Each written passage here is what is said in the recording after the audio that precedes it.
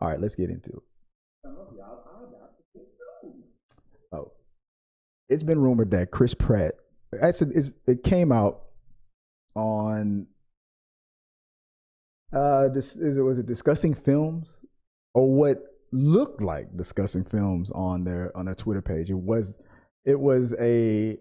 The caption was that Chris Pratt would be the new voice of the Sonic 3 movie for Shadow the Hedgehog. And when I first saw it, I was like, cool. But of course, everybody else was having their problems with it. They were thinking, oh man, once again, it's the same mess with anytime Chris Pratt's name gets mentioned on any of these things, there's always a bunch of people that just kind of have a problem with it. But I honestly did not. I did not have a problem with it. I thought it was actually, I guess he's gonna go down as a guy that's kind of getting he's the highest paid actor, regular, on-screen actor, who's taking all the voice acting jobs away from legit voice actors. And I guess that's a problem with a lot of people. I can understand that, but everything that Chris Pratt has done on his voice acting, besides Onward, Onward it was a pandemic, but from Mario to the Lego movie, he's been cranking out hits. The Mario movie alone, that was a $1 billion movie, and everybody was afraid that it was going to fall flat on its face. And it didn't. Whether you like it or not, Chris Pratt is a solid.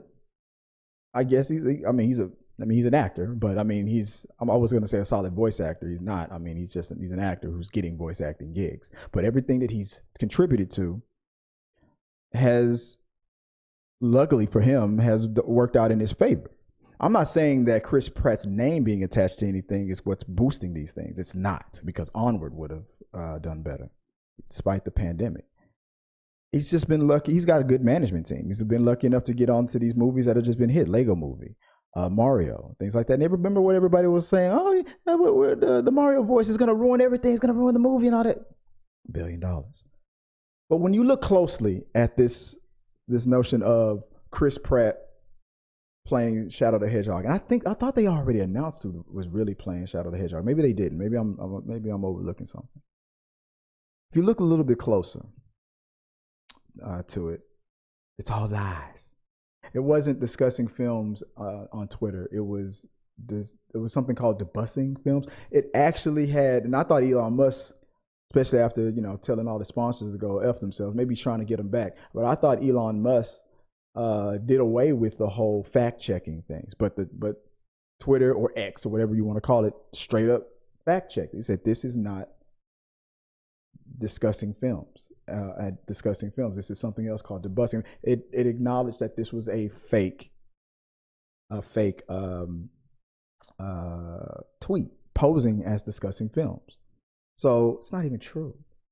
Everybody was just losing their minds on Twitter for nothing, for no reason. It's not even happening. Well, would I have a problem with it? No. Why would I not have a problem with it? Let's break it down. Here's why I would not have a problem with it. Let me see if I can get this working. Is it gonna work? Is it gonna work? Let's see. Here we go. All right, let me get this out the way.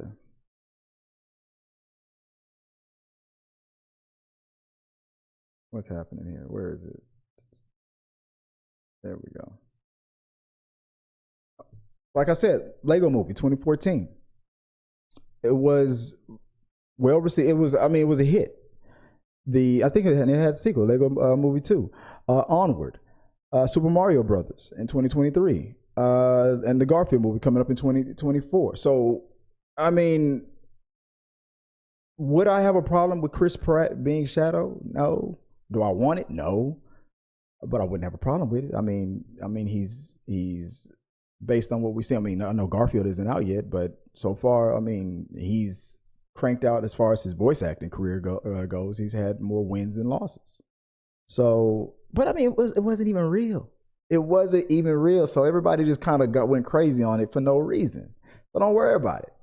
Chris Pratt probably will not be Shadow the Hedgehog.